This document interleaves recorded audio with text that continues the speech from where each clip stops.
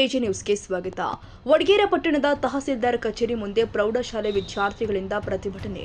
ಸರ್ಕಾರಿ ಪ್ರೌಢಶಾಲಾ ವಿದ್ಯಾರ್ಥಿಗಳಿಂದ ಸೋಮವಾರದಂದು ತಹಸೀಲ್ದಾರ್ ಕಚೇರಿ ಮುಂದೆ ಪ್ರತಿಭಟನೆ. ತಪ್ಪು ಮಾಡಿದ ಶಿಕ್ಷಕರ ವಿರುದ್ಧ ದೂರು ದಾಖಲು ಮಾಡಿದ ಕಾರಣವಾಗಿ ನಮ್ಮ ಶಿಕ್ಷಕರಿಗೆ ಮರು ನೇಮಿಸುವ ತನಕ ಗಣರಾಜ್ಯೋತ್ಸವ ಧ್ವಜಾರೋಹಣದಲ್ಲಿ ಭಾಗವಹಿಸುವುದಿಲ್ಲ ಎಂದಿದ್ದಾರೆ. ಪಟ್ಟಣದ ಸರ್ಕಾರಿ ಪ್ರೌಢಶಾಲೆಯ ವಿದ್ಯಾರ್ಥಿ ಪವನ ತಂದೆ ಮಲ್ಲಪ್ಪ ಪೂಜಾರಿ ಎಂಬ ವಿದ್ಯಾರ್ಥಿ ಇದೇ ಜನವರಿ 21ರಂದು ಪ್ರೌಢಶಾಲೆಯ ಕಾಂಪೌಂಡ್ ಪಕ್ಕದಲ್ಲಿ ಇರುವ ಗಿಡಕ್ಕೆ ಹಗ್ಗದಿಂದ ನೇಣು ಹಾಕಿಕೊಂಡು ಮೃತಪಟ್ಟಿದ್ದ.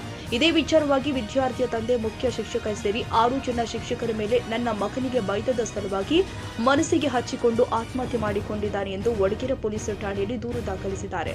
ಅದರ ವಿಚಾರವಾಗಿ ಸೋಮವಾರ ಶಾಲೆಯ ವಿದ್ಯಾರ್ಥಿಗಳು ತಹಸೀಲ್ದಾರ್ ಕಚೇರಿ ಮುಂದೆ ಕೆಲವೊಂದು ಪ್ರತಿಭಟನೆ.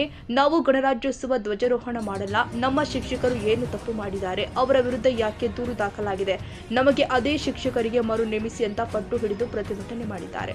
ಈ ವೇಳೆ ತಹಸೀಲ್ದಾರ್ ಶ್ರೀಮತಿ ಮಂಗಳ ಎಂ ಹಾಗೂ ಶಿಕ್ಷಣ ಇಲಾಖೆ ಅಧಿಕಾರಿಗಳು, ಪೊಲೀಸ್ ಇಲಾಖೆ, ಗ್ರಾಮದ ಮುಖಂಡರು ವಿದ್ಯಾರ್ಥಿಗಳಿಗೆ ಮನವೊಲಿಸಿ, ನೀವು ಮಾಡುವುದು ತಪ್ಪು, ನಿಮ್ಮ ಶಿಕ್ಷಕರ ಮೇಲೆ ದೂರು ದಾಖಲಾಗಿದೆ, ಈಗಾಗಲೇ ತನಿಖೆ ನಡೀತಾ ಇದೆ, ಯಾರದು ತಪ್ಪು ಅಂತ ಗೊತ್ತಾಗುವ ತನಕ ಏನು ಮಾಡೋದಕ್ಕೆ ಆಗಲ್ಲ, ನೀವು ವಿದ್ಯಾರ್ಥಿಗಳು ಚೆನ್ನಾಗಿ ಓದಬೇಕು, ಇದರ ಬಗ್ಗೆ ತಲೆ ಕೆಡಿಸಿಕೊಳ್ಳಬೇಕು, ಬೇರೆ ಶಿಕ್ಷಕರನ್ನ ನೇಮಿಸಲಾಗಿದೆ ಎಂದು ವಿದ್ಯಾರ್ಥಿಗಳ ಮನವೊಲಿಸಿದ ನಂತರ ಪ್ರೌಢಶಾಲಾ ವಿದ್ಯಾರ್ಥಿಗಳು ಪ್ರತಿಭಟನೆ ನಡೆಸಿ ಧ್ವಜಾರೋಹಣ ಕಾರ್ಯಕ್ರಮದಲ್ಲಿ ಭಾಗವಹಿಸಿದರು.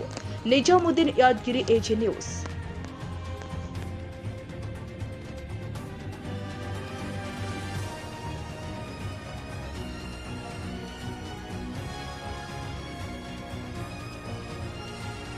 ಕನ್ನಡಿಗರ ಮೆಚ್ಚಿನ ನಿಮ್ಮ ಎಜೆ 24/7 ನ್ಯೂಸ್ ಕನ್ನಡ ವಾಹಿನಿ ಇದೀಗ ಟಿವಿಯಲ್ಲಿ ಲಭ್ಯ.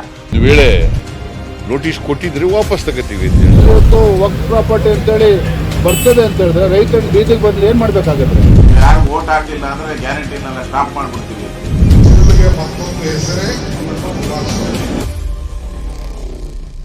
ಕರ್ನಾಟಕ ಮತ್ತು ದೇಶ ವಿದೇಶ 360 ಡಿಗ್ರಿ ಸುದ್ದಿ ಹಾಗೂ ಉತ್ತರ ಕರ್ನಾಟಕ, ಬೆಳಗಾವಿ, ಬಾಗಲಕೋಟೆ, ಧಾರವಾಡ, ಹಾವೇರಿ, ಗದಗ, ಬಿಜಾಪುರ ಜಿಲ್ಲೆಯ ಕ್ಷಣ ಕ್ಷಣದ ವಿವರವನ್ನ ಪಡೆಯುವುದಕ್ಕೆ ಎಜೆ 24/7 ನ್ಯೂಸ್ ಕನ್ನಡ ವಾಹಿನಿಯನ್ನ ಲೈಕ್ ಮಾಡಿ, ವಿಡಿಯೋಗಳನ್ನ ಶೇರ್ ಮಾಡಿ, ಕಮೆಂಟ್ ಮಾಡುವ ಮೂಲಕ ನಮ್ಮ ವಾಹಿನಿಗೆ ಸಹಕಾರ ನೀಡಿ ಮತ್ತು ಚಾನೆಲ್ ಅನ್ನ ಸಬ್ಸ್ಕ್ರೈಬ್ ಮಾಡಿ. ಧನ್ಯವಾದಗಳು.